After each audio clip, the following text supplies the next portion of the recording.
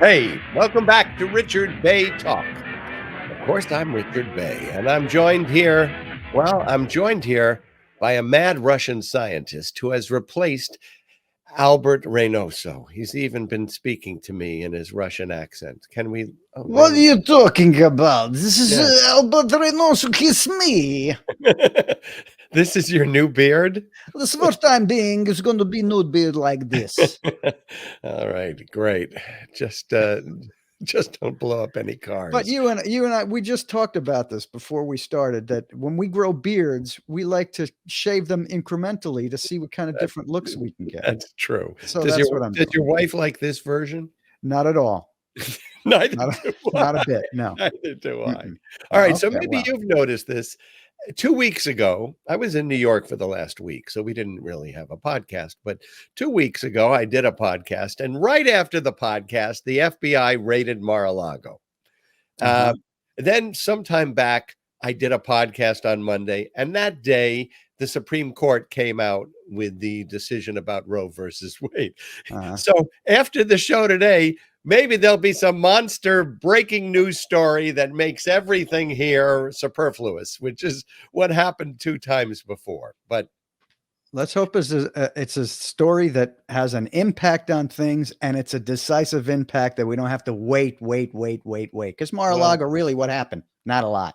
well, no, a They lot took did happen. documents, but now we have to wait again. All right, I'm going to tell you about it because during the Results. course of the show, I have, they've been talking now. First, they wanted the warrant, and the Merrick Garland released the warrant. Then they wanted the list of all the things that were taken, and Merrick Garland released that.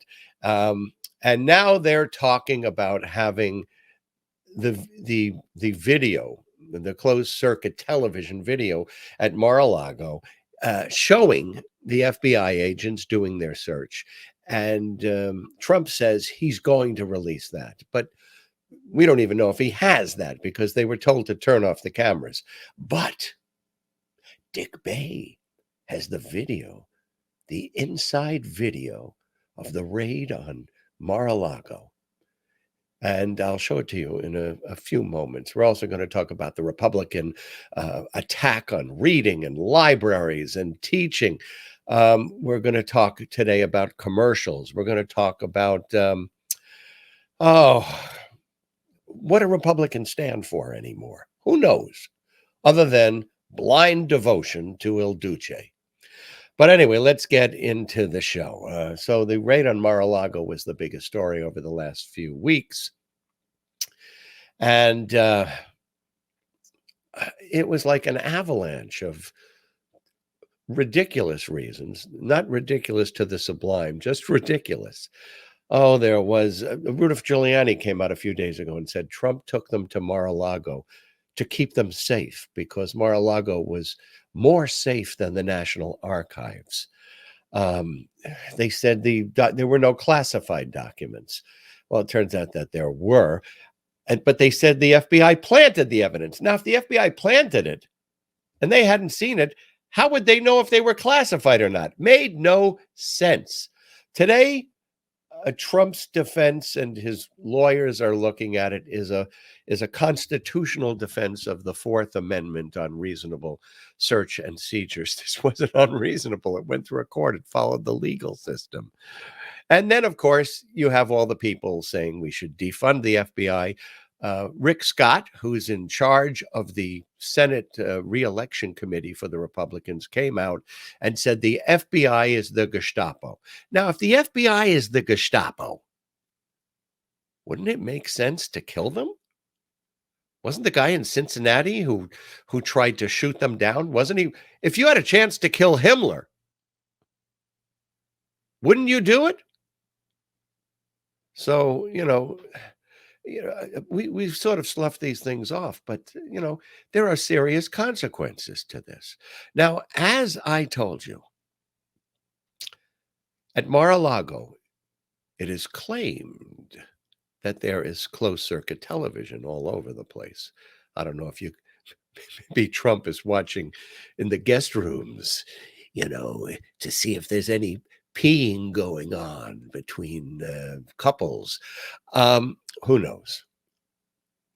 But the FBI instructed security at Mar-a-Lago to turn off all the closed-circuit television there. We don't know if they did or not.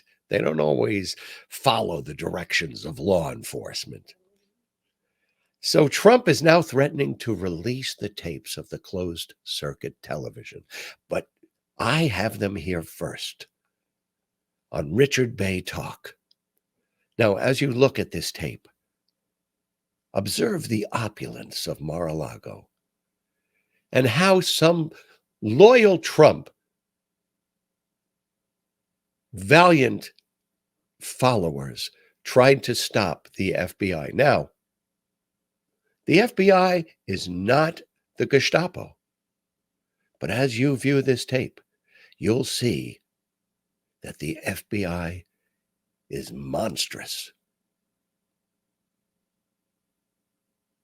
Go to the tape. Let's barricade the door. Come on, get it over there. Get in there. Okay. Hey, come on. Trying to keep the FBI out. Come on. Put your shoulder to the door. Hold it tight. We're barricaded. He can't get in. Oh. Look at them. Everything to keep the FBI from invading the Trump residence.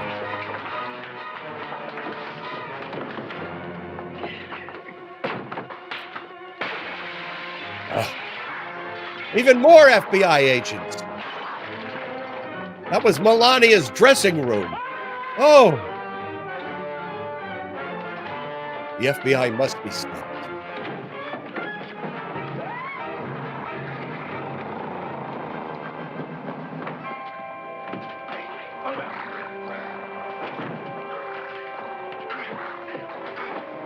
It's candelabras donated by Saudi Arabia.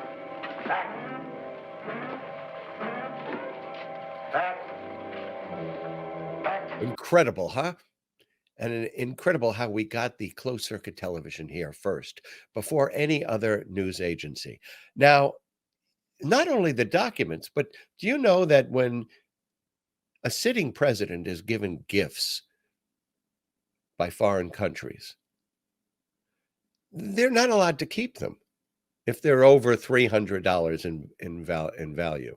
Now, they are allowed to buy them at the market value, but they're not, it doesn't belong to them. Of course, with Trump, these are my generals.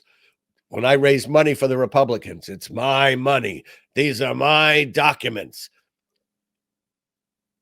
Well, I just discovered this today. For the last year of the Trump presidency, you're supposed to take all your foreign gifts that were given to you as president. They're not supposed to be legally, they're not yours.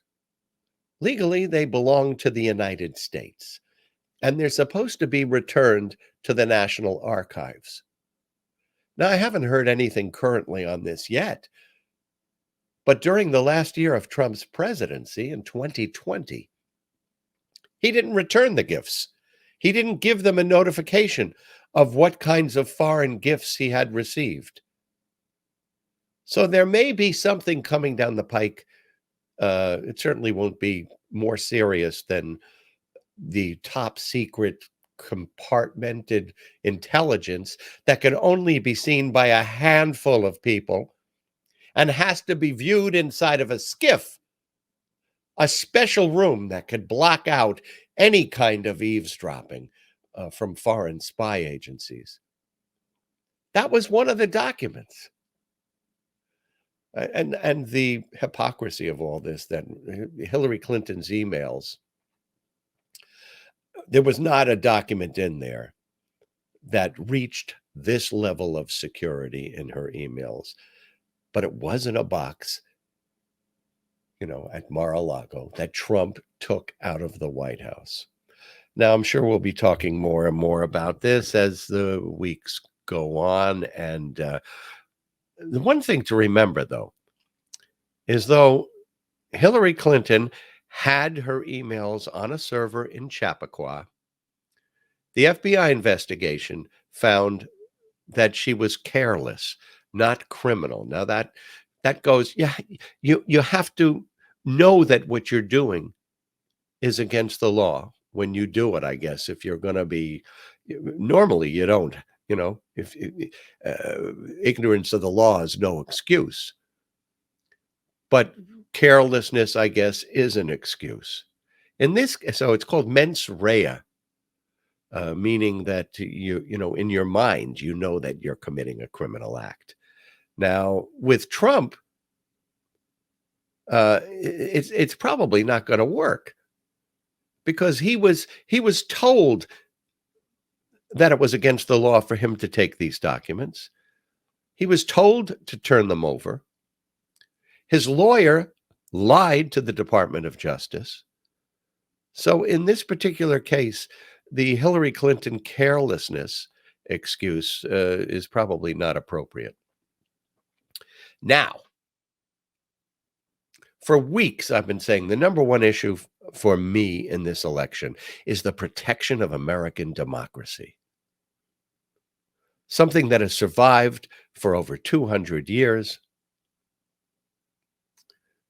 There's been a peaceful transition of power for 200 years until last year, last year. That made the United States an example for countries around the world in how democracy can work and should work peacefully. To me, that was always the number one issue, and everybody else was going, oh, it's inflation, oh, it's gas prices, oh, and I would say, this is my number one issue. My second issue is climate change, because that will affect the entire world as well as the United States in a detrimental fashion, in a very serious way. But protecting U.S. democracy was always my number one issue in this next campaign. Well, now it seems that perhaps the American people have caught up with me. Let's look at that headline. There you go. Threats to democracy are top the list of issues facing the United States. All right. So 21% of voters said threats to democracy were the number one issue. 16% said cost of living, and 14% said jobs in the economy. Jobs? Are you kidding me? We have so many jobs available. But anyway, that's the number one threat, or the number one reason in this next election. Now, when it comes to inflation, this is a worldwide issue. It was released this week that Britain has 10.1% inflation. The Eurozone, for the entire Eurozone, their inflation is higher than U.S. inflation. I'm sure there is some right-wing radio talk show host putting on his thinking cap. How can we blame Joe Biden for 10.1% inflation in Britain and in Europe? They'll find some way. But what do Republicans stand for anymore? I don't know. I know they are defined by the things they hate. I know they like to own the libs. They like to trigger other people. They like to see some people suffer. But what is their policy? Liz Cheney? Liz Cheney is about as conservative as you can get. And she can only get a third of the vote in Wyoming? What the hell do they stand for, Republicans? Besides devotion to Trump and owning the libs. All right. So there was a representative, Andy Barr from Kentucky, who was on Meet the Press this weekend. And Chuck Todd asked him this question: what is the Republican plan to deal with inflation other than not supporting Joe Biden's policies? So he asked that question, and listen closely and see if you can hear the Republican plan in his response to that question. What is your plan to deal with inflation? What is the Republican plan to deal with inflation other than not supporting Joe Biden policies? And I say that because what is the proactive agenda here? Well, we have a positive agenda. We have a commitment to America, and we're going to get back to basics. Republicans are going to win landslide elections, not just because Joe Biden has done such a poor job and congressional Democrats have failed the American people on the economy, crime, and the border, but because we have a positive agenda to secure the border, to get back to basics, to stop the flow of drugs into our communities, to prevent people on the terror watch list from coming across the southern border, and to restore the Remain in Mexico policy that this administration just reversed, to finish border wall infrastructure and technology and resource border patrol. You know, the Democrats just passed a bill that would increase the workforce at the IRS by 87,000 people to come after law-abiding American small business owners and harass them. We don't need more IRS agents. We need more border patrol agents. That's the Republican plan to fight inflation, build a border wall, and decimate the IRS. All right. Something you may not have heard in all this thing about beefing up IRS enforcement, that their enforcement staff is down 30% since 2010. Did you know the audits of millionaires from the IRS is down 70%. Maybe you haven't heard Janet Yellen, Secretary of the Treasury, has directed the Internal Revenue Service not to use any of this new funding in this bill to increase the chances of Americans making less than $400,000 a year to be audited. But if you don't want to, you know, if you don't want to be audited and face a penalty, don't cheat on your taxes. So not only are Republicans against law enforcement, the FBI, who's now the Gestapo, they're for tax cheaters. What's next? Shoplifters? All right. You know, maybe I'm just a political junkie. I mean, I subscribe to the Washington Post, to the New York Times, to the Wall Street Journal. I have cable news and I switch it around. I listen to Fox and CNN and MSNBC, all of them. Sometimes MSNBC is just too boring. Sometimes Fox is too outrageous. You know, and I tend to watch CNN more and more. But I'm such a junkie that when I hear commercials for products, it immediately resonates with something political. Now, a few weeks ago, I played that commercial. How do you make what happened seem like it never happened? That was ServPro. Well, whenever I heard that commercial, I'd think about January 6th. And the Republicans who were saying, oh, it was just tourists. Oh, it was a typical day. Oh, it was nothing. It wasn't a big deal. How do you make what happened seem like it never happened? You just sort of don't recognize it and say it over and over again. When I hear that commercial for Google with Etta James singing, I want security, I want security, I think about Blake Masters running for the Senate in Arizona, who wants to privatize Social Security. Or Rick Scott, who said every 5 years we should look at Social Security and what it pays out. You know what that means. It doesn't mean let's have another COLA increase. It means we'll look at it and we'll start chipping away at Social Security. That's their inflation plan. Okay. When I hear that commercial, Shingles doesn't care. The first time I heard it, I thought they were talking about somebody named Jingles. Jingles doesn't care. Oh, I eat vegetables and I work out. Jingles doesn't care. Well, it turned out after a while, I realized it was Shingles. But when I hear that, I think about Republicans. Veterans are getting respiratory diseases and cancer from the fire pots when they served during the war. Republicans don't care. Americans are paying $300 to $1,000 a month for insulin. Republicans don't care. Gun massacres. Republicans don't care. So there's another one. This has nothing to do with politics, but you seen that Verizon ad where the Twister is coming? It looks like the Wizard of Oz. Cyclone is headed for the house, and the wife goes, "Where's Timmy? Where's little Timmy?" And the father runs out because he has the phone. He can contact little Timmy, and he gets him back to the shelter, and everybody's safe.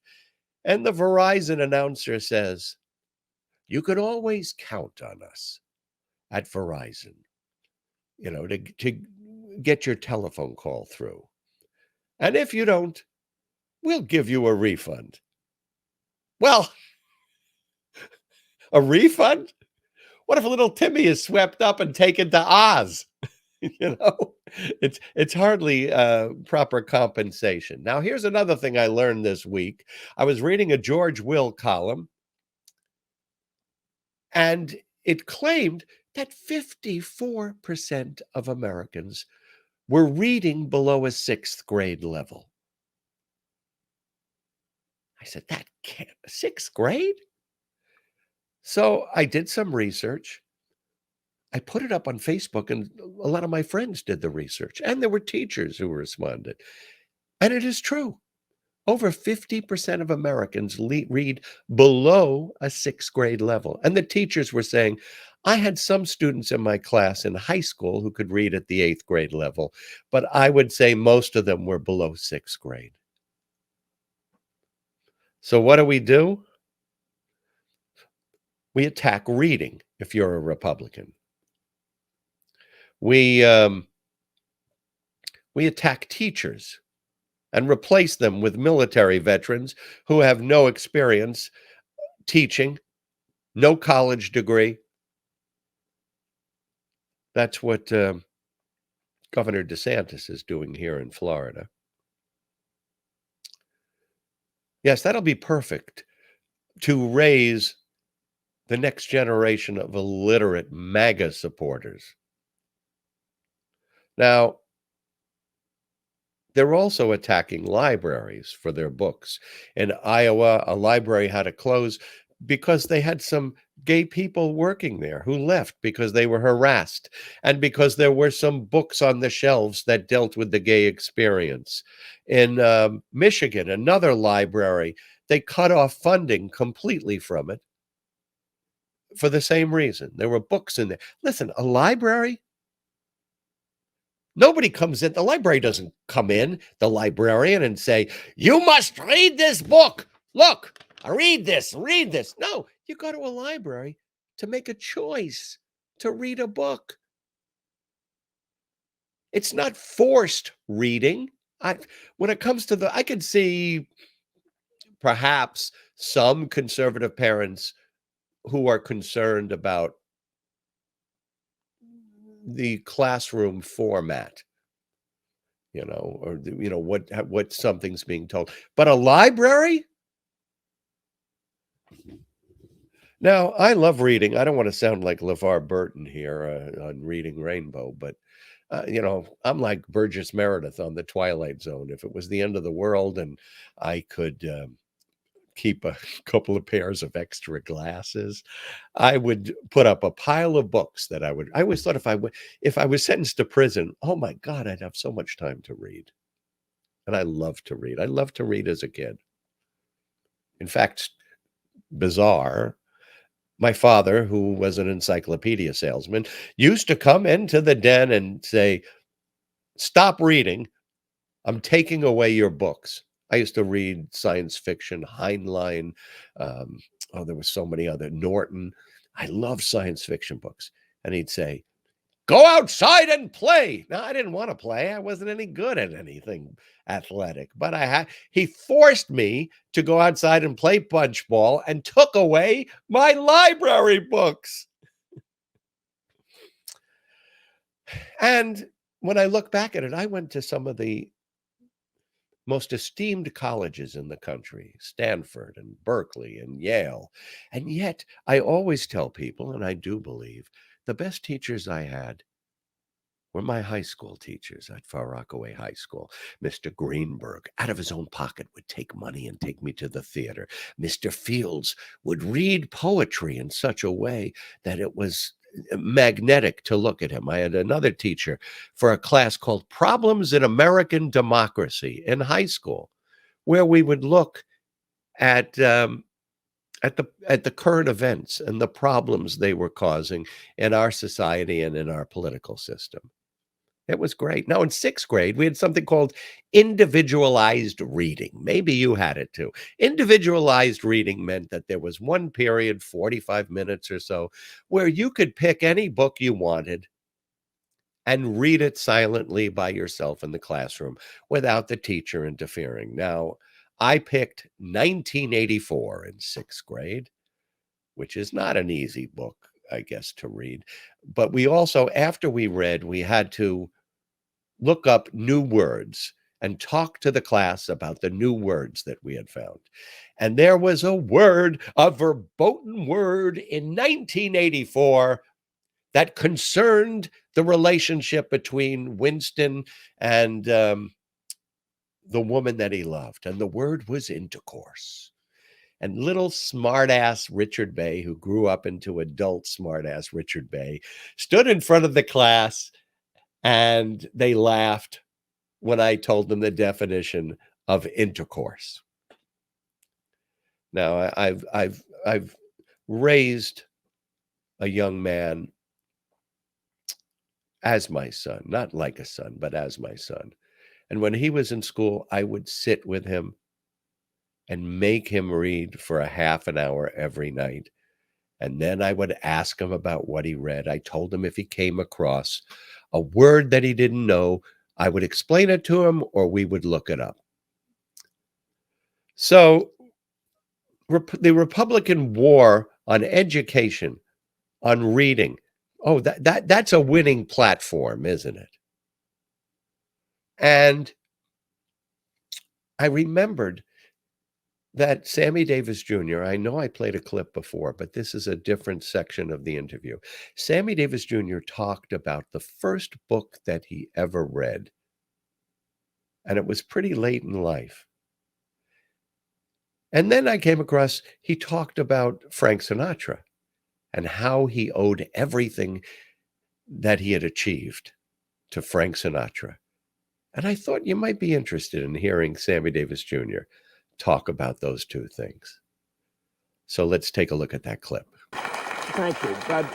But in all fairness, I went overboard the other way. Why? Because I was going to let people know that they could look at a colored artist and he wouldn't have to sound, how come you said? So I started to sound like Olivier. You know? You understand me? And it was also psychologically a way of getting back. These are all negative things as far as I'm concerned, but it was a way of getting back at the fact that I had no education. I never went to school. So I wanted to prove to myself, see how well I speak, you know. Well, how did you get so literate then? I had a lot of help, you know. Who helped you? A man in the Army, sergeant in the Army when I was 17 years old. I was reading comic books. That's all I would read, you know. And I could read, but I couldn't write. And Sergeant Williams was his name. And I started reading, and he would select books for me. Was that the first book you ever read? Which one? In the Army? Was that Yes. the first? That was the first book you ever read? Yes. What was the first book you ever picked up and read at 17? You know what it was? Three Musketeers. The Three Musketeers. Wow, that's not an easy book to read. No. That's a big, thick one. I ain't going back and read it again. Let me put it that way. No, but what he wanted to do, he said, you've got to read the classics. And then there was any time that I got to a word that I didn't understand, that night in the squad room at the end of the barracks, he'd pick it out and I would circle it, then he'd explain it to me. So he really became a tutor for me. And for the year and a half that I was at Fort Francis E. Warren, Wyoming, cold up there, man. They don't know nothing about you. We don't know nothing about cold. in New York City or Chicago. You got to be in Wyoming in December. You were in one of the first integrated units in the Army, I think that was, wasn't Yes. it? That was experimental units, as they called it. 1942. Yeah. 43, actually. 43. All right. I was close, though. Give me credit for that. Yeah. But the guys that you were bunking with were Well, nobody wanted it. These guys would come and beat you up. They'd drag you into the latrine. Yeah, I got my nose broken a couple of times. In the Army? Yes. By these guys? Mm-hmm. I didn't have, now don't misunderstand, I never had this. Yeah. But it was a little better than it is now. Why are you so close to Frank Sinatra? Because he's one of the nicest human beings I've ever known in my life.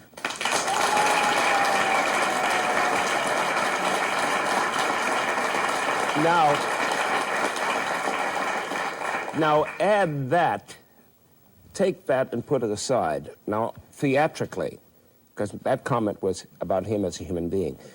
Theatrically, I wouldn't have survived in the business without him, I mean literally kicking down doors for me. The Copacabana, for one. The Copa, the Vegas, the They wouldn't even give you a table in the Copacabana. No, I couldn't get a table at the Copa. Until Frank Sinatra came through? Can you tell us that story a bit? Well, the Copa was like most clubs in New York at the time. There was an unwritten gentleman's agreement that if, out of circumstance, you were supposed to dissuade any colored people that came to the club. Tables were all full, put them in the back line, and if you really had to get them there, there was a section in every place, every nightclub in New York, where they put the colored people. And this is in the South. This is New York City, the New great York enlightened City. North liberal metropolis. Yeah, right. In the Copa, as you came down the stairs and you faced the stage, like so, over there was where they put colored people, on the balcony over there behind palm trees. That's where they sat. So if you come down on prom night, right, during the prom season, you'd look like this, and it was all dark over there. But in this area here, or on this side, or certainly in the middle, no way. Couldn't get a table. In my case, I couldn't get in. But you went with Buddy Greco, wasn't it? Buddy Rich. Buddy Rich, I'm sorry, Buddy Rich.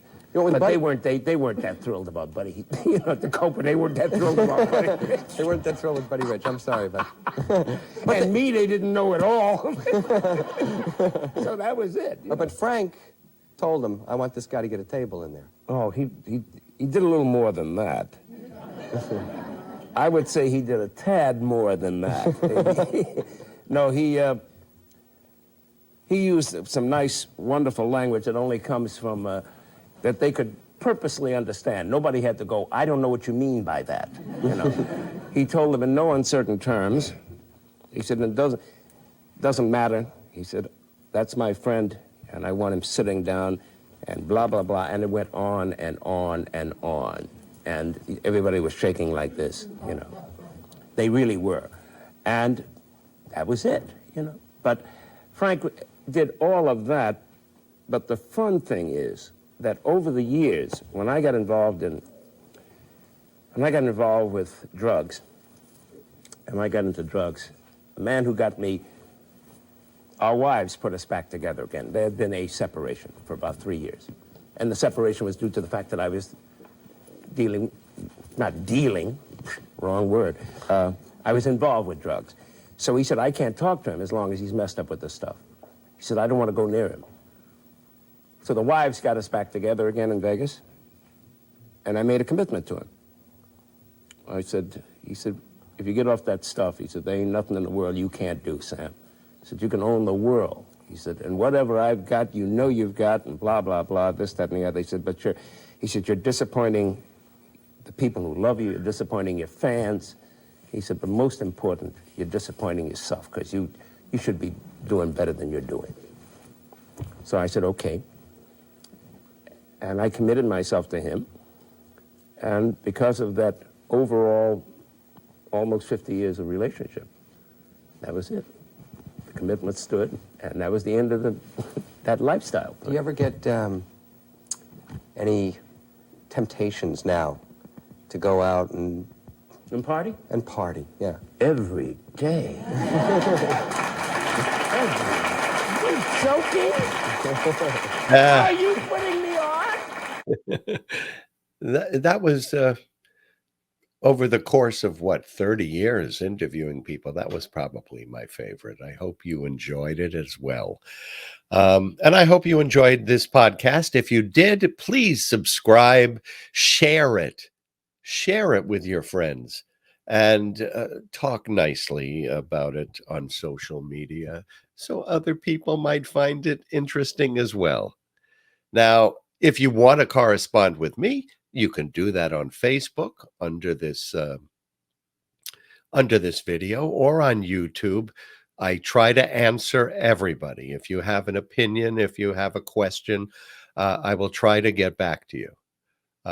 Sometimes people give me suggestions about the show. I mean, Kathleen said, you should wear a blue shirt every week. Oh, and I try to do that. I think that there's something to that. And then my friend Harvey said, you should get more angry. You should be like Beto O'Rourke, who said, shut up, motherfucker.